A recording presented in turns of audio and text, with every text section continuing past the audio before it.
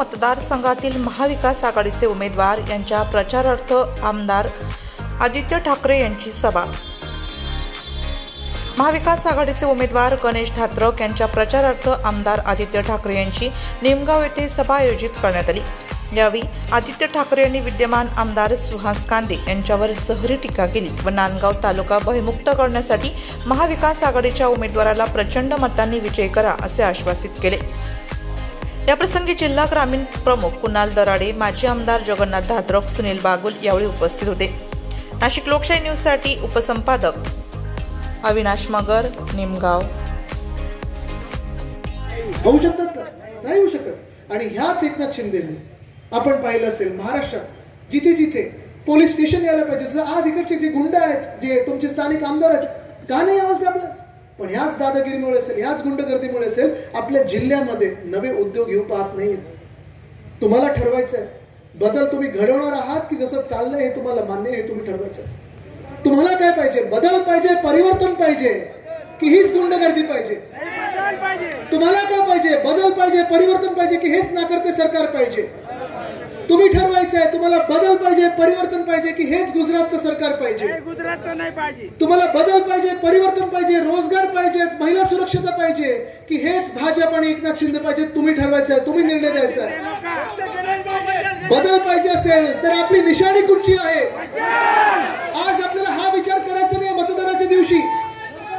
आज आपल्याला हा विचार करायचा नाहीये मतदानाच्या दिवशी की माझी जात कुठची आणि माझा धर्म कुठचा। जात पात धर्म आपला महाराष्ट्रच असला पाहिजे, हेच जर आपण विचार केला, हा विचार जर आपण केला तर आणि तरच पुढे आपण समृद्ध महाराष्ट्र बनवू शकू। आणि महाराष्ट्रात जिथे प्रत्येक जातीला, प्रत्येक धर्माला न्याय मिळेल, त्यांचे न्याय हक्क पूर्ण करू असा महाराष्ट्र जर घडवायचा असेल, प्रत्येक तरुणाला आपल्याला रोजगार द्यायचा असेल, प्रत्येक महिलांना आपल्याला सन्मान द्यायचा असेल, प्रत्येक शेतकरी बांधवाला आपल्याला आधार द्यायचा असेल, धीर द्यायचा असेल, तर आपल्याला मशालीवरच मतदान करायला लागेल।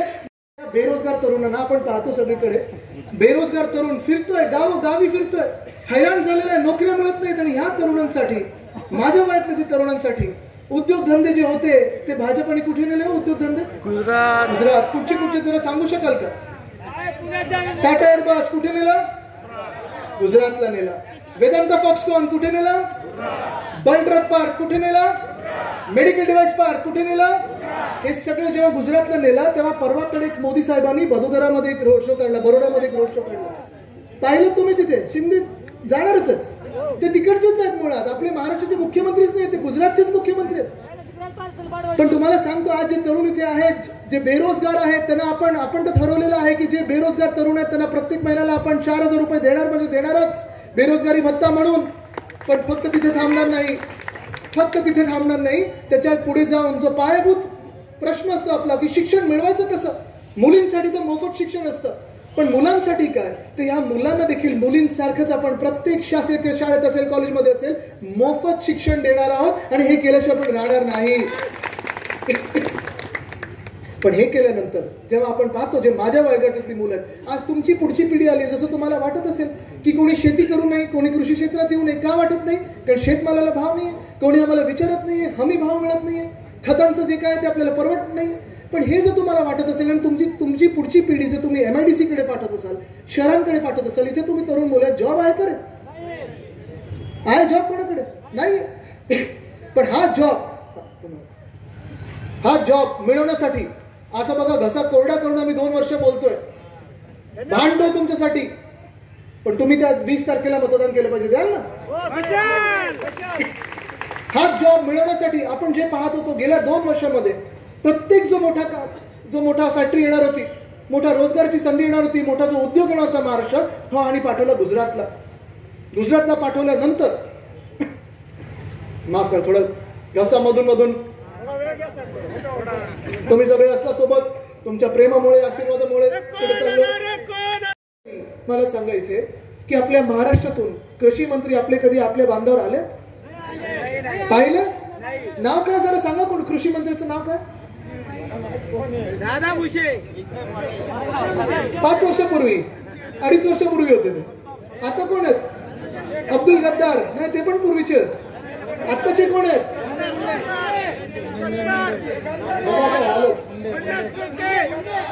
अजून ज्या महाराष्ट्रामध्ये जेवढं महत्वाचं आपलं शेतकरी आहेत, आपण आपली भावना ही होती, उद्धव साहेबांची भावना ही होती की अन्नदाता देवो भव.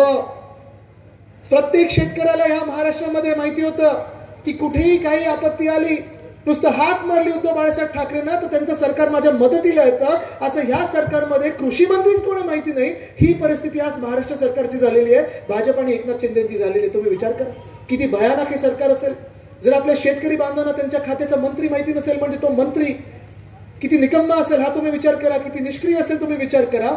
आज आपण पाहतोय, मी तुम्हाला शब्द देतोय की जेव्हा आपलं सरकार पुन्हा एकदा येईल त्याच सरकारमध्ये कुटुंब प्रमुख म्हणून उद्धव बाळासाहेब ठाकरे हे शेतकऱ्यांची व्यक्ती म्हणून, शेतकऱ्यांचा माणूस म्हणून तिथे बसला असेल. आणि हेच तुम्हाला सांगायला आलोय मी की जसं 3 लाखापर्यंत जे कर्ज आहे ते आपण मुक्त करणार आहोत, जे नियमित परतफेड करणारे आहेत, लोन भरणारे आहेत, त्यांच्यासाठी आपण 50,000 रुपयाचं आपण प्रोत्साहन भत्ता देखील सुरू करणार आहोत. करणार, आपण करून दाखवणार. हे नुसतं काही आपण बोलत नाही, तर करून दाखवतो. आज परिस्थिती माहिती, कदाचित तुम्हाला वाटत असेल की रे हा काय आदित्य, हा शहरातला मुलगा आहे, ह्याला काय शेतीचं माहिती आहे, शहरात शेती कुठे होते, मला कदाचित शेतीचं काही कळत नसेल, पण मला तुमच्या डोळ्यातले अश्रू दिसतात, तुमचं दुःख दिसतं, ते दुःख कळतं मला. आणि एवढंच कळतं की जेव्हा आपल्याला मदतीची गरज असते तेव्हा लाडके आदित्य ठाकरे साहेब, सौ वर्षाताई पवार, रईसभाई फारुकी, संतोषजी बळी, शरदजी खैरनार, अनिलजी वाघ, अशोकजी निकम, राजेंद्रजी भोसले साहेब, प्रसादजी हिरे साहेब, रतन सोनवणे साहेब, गोरख अमराळे साहेब, सर्वच मान्यवर, नाशिकवरून आलेले माझे सगळे मान्यवर, उपस्थित बंधू आणि भगिनींनो,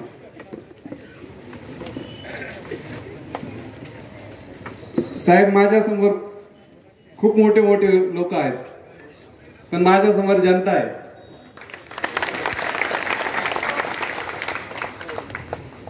साहेब लोक 100 कोटीच्या गोष्टी करताय, पण मी जनतेची गोष्ट करतोय. ही जी जनता आज उपस्थित आहे साहेब, ही जी जनता उपस्थित आहे, एकाला सुद्धा कुठलं आमिष नाही, कुठलं पाकिट नाही, कुठलं पैसे नाही, कुठलं जेवणावळी पण नाही, काही न देता फक्त उद्धव बाळासाहेब ठाकरे यांच्यावर प्रेम करणारी जनता उपस्थित झालेली आहे. मी हेच सांगितलेलं आहे की धमक्या, दादागिरी ह्या राज्यात चालणार नाही. आमचं सरकार येत आहे.